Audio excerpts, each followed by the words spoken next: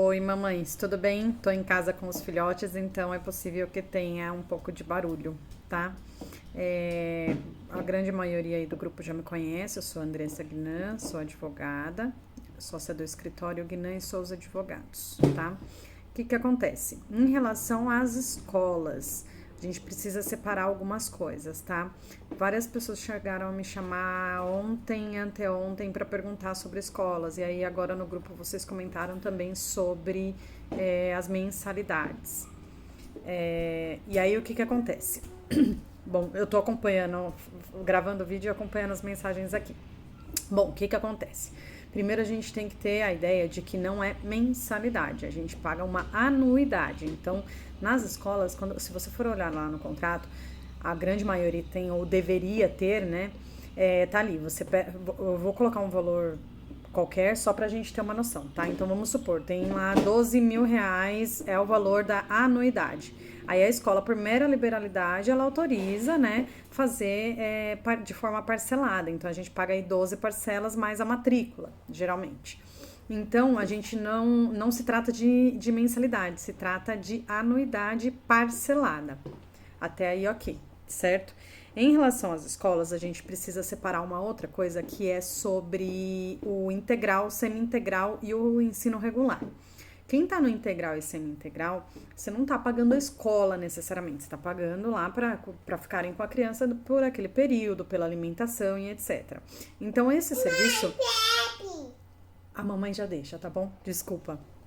Então, esse serviço ele não está sendo prestado. Então, eu entendo que não pode ser cobrado, tá? Em relação ao integral e semi-integral.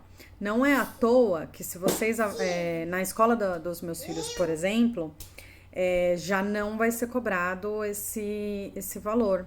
Então, desse mês de março, né, que foi quando começou a suspensão, eles vão gerar um crédito, não consegui ler o comunicado inteiro ainda, tá uma loucura esses dias, mas eles vão gerar um crédito para os próximos meses. E não vai ser cobrado esse período do semi-integral e do integral. Até aí, ok. E aí tem a parte do ensino regular. A parte do ensino regular é aquela obrigatoriedade que tem na lei de diretrizes, que são mais ou menos, tá? Eu não tenho certeza, mas se eu não me engano são 800 horas, né, anuais, dividido em 200 dias letivos.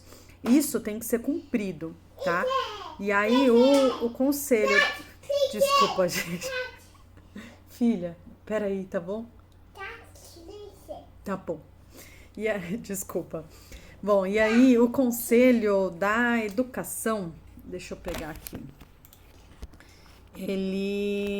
o Conselho Estadual de Educação, ele fez uma deliberação em relação a essa pandemia.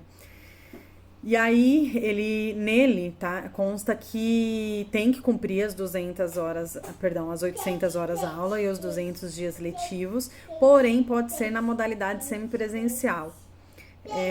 Pode ser, ou seja, né, pode ser à distância. Então dá para as escolas fazerem, o que muitas escolas já estão fazendo, fazer o ensino à distância com as crianças. Por que estão fazendo isso? Para não ter que ficar nas férias, feriado, essas coisas todos, né, eles repondo aula. É possível que ainda isso ocorra, não sei como que vai ser em cada escola, né? Cada escola vai se organizar de uma forma, né? Tem que ver, eles vão ter que, imagino eu que eles vão ter que refazer o calendário escolar, né? Com base nisso, e aí eles fazem essa organização. Em relação... Fala baixinho. Tá bom, peraí. Em relação ao EAD, eu entendo que se as aulas são por EAD, deveria ter um desconto, tá? Porque, sim, os professores terão a dificuldade, terão o trabalho de gravar, vão ministrar as aulas, etc. Mas o acompanhamento de cada atividade vai ser feita conosco, com os pais, né, os responsáveis. Então, eu entendo que sendo modalidade EAD, sendo semipresencial, deveria ter um desconto. Mas não tem uma lei, uma regra que determine que tem esse desconto. o que é o ideal? Pleitear com a escola de forma amigável, conversar com eles e solicitar um abatimento, né, das mensalidades, das mensalidades não, o abatimento do valor anual do curso em relação a essas horas. Então, vamos supor, temos que cumprir 800 horas, certo? Vamos supor que 200 horas serão cumpridas na modalidade semipresencial, por EAD. Então, eles poderiam fazer um cálculo, né, sobre o que já foi, sobre o que falta, e dessas 200 horas que são por EAD, eles fazerem um abatimento e diluir nas parcelas, ou descontar em um mês. Eu imagino que fica mais fácil diluir por determinado período, né? Mas isso vai depender de cada escola. Bom, é isso. Não tem uma regra, né? As mensalidades vão chegar mesmo. As mensalidades não, as parcelas irão chegar mesmo. E só que eu entendo que vocês podem pleitear com a escola, sim.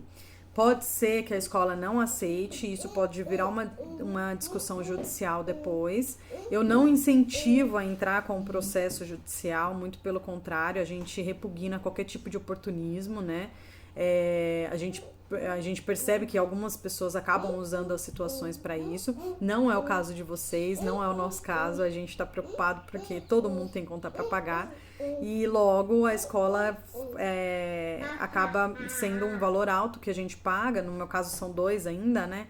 E como a gente ainda precisa dispor do tempo de auxiliá-los nessas questões das atividades, nem todo mundo vai conseguir fazer. Tem gente que vai ter que pagar para alguém fazer isso. Porque tem gente que é da área da saúde, não vai conseguir fazer isso com os filhos. Tem gente que trabalha em supermercado, inclusive área da segurança. E tem gente também que as fábricas, né? Não sei se vocês sabem, mas as fábricas aumentaram muito as fábricas, indústrias que produzem materiais para hospital, essas coisas, aumentou muito a carga horária deles. Tem uma empresa aí que eles vão ter que trabalhar 20 horas por dia, imagina a situação, vai ter que contratar mais gente, etc. Então, muita gente não vai dar conta de fazer esse auxílio com os filhos, vai precisar de ajuda. Então, eu entendo, fica aqui, que é possível pleitear com a escola um abatimento dessas horas que serão por EAD. Veja, é tudo muito novo, não tem uma regra, não tem uma situação, se eu não me engano, a última pandemia que teve foi em 1918, né? Nem existia toda essa tecnologia de hoje, nem as regras de hoje, então não tem nem como a gente usar como parâmetro, né? Então não tem uma regra certa, uma lei que fale, tem que abater e pronto, mas tanto as escolas como qualquer outro fornecedor, prestador de serviços que a gente tem, eu entendo que a gente deve sim entrar em contato e tentar renegociar, tentar avaliar a questão, alterar o parcelamento. Exemplo, no meu escritório de advocacia, para as empresas mensalistas, a gente ofertou eles não pagarem por 2 meses e essas 2 parcelas serem diluídas em outras parcelas.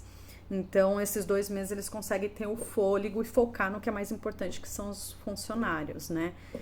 E despesas, né, essenciais. Não que o escritório não seja, mas é algo que a gente pode jogar um pouquinho mais para frente.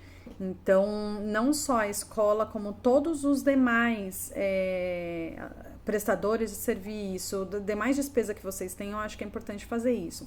Pega, faz uma listinha de tudo que vocês têm, de todas as despesas que vocês possuem. Com essa listinha, vocês vão conseguir avaliar o que dá para ser revisto. Todo contrato nessa situação é passível de revisão. Tá bom? Eu espero ter ajudado vocês aí com essa questão e algumas outras aí. Inclusive para prestador, tá? Quem é prestador de serviço, autônomo, que nem eu tenho uma outra empresa também, acho que vocês sabem, né? A gente tá pensando em várias outras formas de facilitar para o cliente. Afinal, né, se você for ver, eu também preciso manter meu cliente, mas ele também tem conta para pagar. Então, a gente tem que flexibilizar isso. Se todo mundo flexibilizar um pouco, a gente consegue sair dessa aí de uma forma menos prejudicial, se é que eu posso falar dessa forma. Tá bom? Pessoal, obrigada e até mais.